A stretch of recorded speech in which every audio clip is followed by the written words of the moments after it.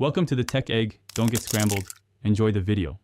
In this video, I will explain how to make stir-fry hot pot using an easy method. First, let's get everything ready. You'll want to gather fresh ingredients such as thinly sliced meats, like beef or pork, and a variety of vegetables. Next, prepare your hot pot broth base, infusing it with flavorful spices and aromatics.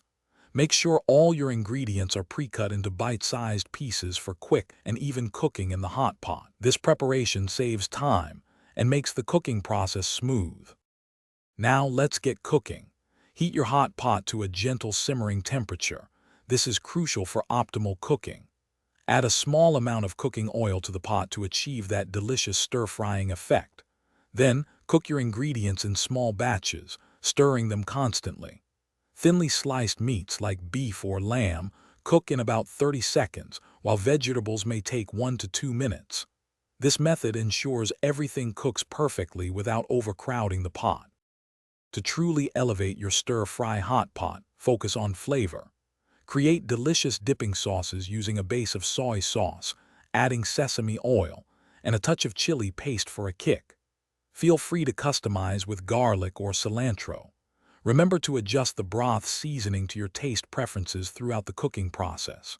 Once everything is cooked, serve your hot pot immediately with a side of rice or noodles for a truly satisfying and complete meal. Here are some final tips for a fantastic hot pot experience.